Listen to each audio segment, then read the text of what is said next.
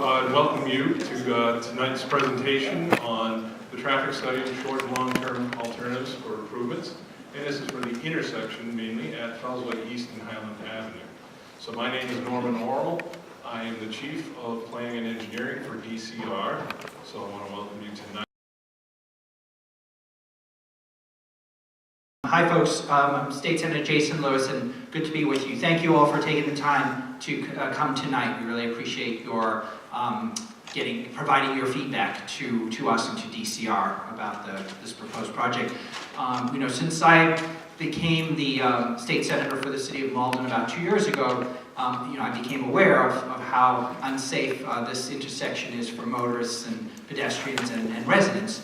And then when we had that accident earlier this year where the car, I think it was in April, went basically through Nancy Colonna's house, Nancy, right there in the front row. I mean, I just couldn't believe it. I have to tell you, when I saw what happened there, I think we spoke on the phone at the time and just said, we cannot endure this anymore. We've got to do better than this. And I really want to thank the Department of Conservation and Recreation and Norm and Mike and the team, because they really did step up. They explained to us that they have a grant program, and that if we were able to get the city of Malden to agree to put some money toward this, then the DCR would match that 2-for-1. Partnership funds, there's a breakdown, as been mentioned, DCR 20 and the City of Malden 10, I think we can do the next one. And we always like to remind people of DCR's mission statement, as this is part of our parkway system, it's part of our overall mission statement, is to protect, promote, and enhance our Commonwealth of natural, cultural, and recreational resources for the well-being of all. So I just like to get that in there. Purpose of tonight. Well, we want to present the study findings on the existing conditions that are out there today, and part of the study was first to look at some short-term solutions that we could enact as soon as possible, and then we also wanted to get some concepts for long-term solutions. So tonight, those alternatives will be presented for your input, and I will ask that you hold questions and answers till the end. We'll have plenty of time at the end so I can get through all of the information before questions. And again, it's at the intersection of Fellsway East and Highland Avenue. All right. We did have a consultant group with us, the traffic study and concept designs that you'll see tonight for the intersection improvements were done by a company, BSC Group, and with the sub-consultant Kittleson and Associates, and that's the study that was funded by the partnership. Since then, DCR has spent some additional funds on short-term implementation design, and that was done by Tool Design Group. This is just an overview of the area to get you oriented. Fellsway East is running up and down on the sheet here. Highland Avenue is crossing. Okay, so traffic volumes. Part of the study, first thing is to do counts, to make sure we know what's out there. And this graph is good, and what it's showing is the blue is the southbound movement, and the dark or black is in the northbound movement. And this is as you go each hour of the day. And when we look at traffic, we look at intersections, we like to get an analysis of where the peak hours are. So you see the southbound is peaking at around 1,300 vehicles in the hour, 7 o'clock hour. And then it comes back down, and then you see the black, the northbound peaking in the evening, 4 to 5, 4 to 6 commute. But much less, which is interesting. So people are taking a different route back on the evening. Go to the next one.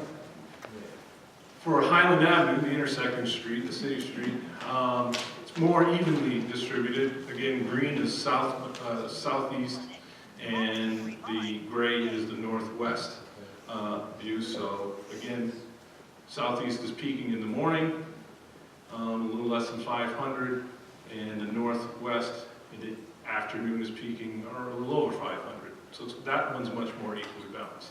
Okay. Speed, and I think we probably all know that speed's a concern out here. So this is, as part of that data collection, our consultant collected speed information. And in the engineering science we use, we always look at the 85th percentile. And that kind of, what that means is we're kind of taking out the top, but we're looking at the near top range of speed. And that's usually what we look at when we want to see what the traffic is generally doing. So Fellsway East, north of the Glenwood Street, as you're approaching the intersection in the southbound direction, we were getting 42 miles per hour, and away from the intersection northbound was 47. Fellsway East south of Greenway, similar, 43 and 41. On Highland Avenue, it was 30, 33, 35, 28. So the posted speed on the Fellsway northbound is 25. Southbound is posted at 30. So you can see that the speeds on the Fellsway East are significantly higher. And that's, I think, part of, as you probably already guessed, is one of the issues we got to deal with. We go to the next one. Crash data. So again, we look at crash data. I believe, again, we went back to 2011 through 2015, which was the most current data we could get between the Mass DOT, State Police, City of Malden Police. And if I can just show, it's probably hard to read from back there, but obviously the number is the number of crashes of that type. The color describes types. So the big red stars, where we had 14 up in the one corner and 19 in the other, those were angle crashes. All the blues are angle crashes. So 4 here, 3, 1. But here and here we had the biggest number of angle crashes. Green is rear ends. So you see as people approached, they were confused. They maybe stopped to prevent one of these and got rear-ended. Not weren't as many as those, but you can see there's a smattering. And then side swipes, vehicle either pulling in front of somebody. We had one there in this corner. And then finally, single vehicle crashes. They just hit something, I guess, is what that stands for. But we had a couple of those in there too. So the significant, as expected, were in the two corners and most likely involved people trying to cross on Highland or enter, not really knowing how to get through here. And also this move here with 3 lanes in this direction, 2 lanes in this direction, and the speeds. So if we go to the next one. You analyze that crash data out of the total numbers. Obviously 81% was ankles. And again, rear ends and single vehicle crashes and then side swipes. That's the total raw data of crashes. When you look at that a little closer and say, how many of them were serious? Well, 65% were what we're calling no injury. They resulted in a crash, but no one got injured.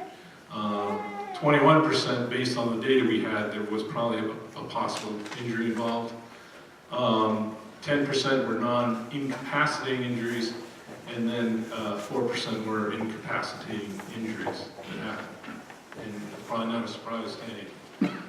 The key traffic study findings that we took out of this study. Number one was that there's the high number of crashes. We've got lack of sufficient traffic control, meaning that this isn't a rotary really, it isn't a signal obviously. There's lots of lanes and there's confusion as to how to get through. There's wide pavement areas, which add to that confusion. There's non-conformance of the right-of-way rules because of the odd shapes and not fitting in any one category. It's hard to follow for the average motorist to know how to follow the rules because they're not sure which rules apply. Outdated, conflicting, and missing signs. That was one of the first things we noticed, that signs needed some upgrades. And long pedestrian crossings. That just means that with all that pavement and everything, if you're going to cross the Fellsway East, it's a long way to cross with no control over the traffic. High vehicle approach speeds, we talked about. High weekday morning peak hour volumes. You saw particularly in that northbound movement that it was very relatively high volume. And then because of the confusion and other aspects, long queues and delays, A lot of it on Highland because you're just trying to cross or get into the Fellsway East. So from that information we took from it, we looked into what our guiding principles should be for some alternatives, and mainly speaking to long-term alternatives. So we immediately thought we need to improve intersection operations and clarification. We need to reduce the number of crashes.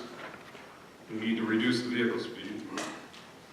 We need to improve safety for the pedestrians and bicycles throughout the intersection, in addition to the motorists. We want to reduce the sign clutter and confusion that comes along with that, and reduce the pavement area.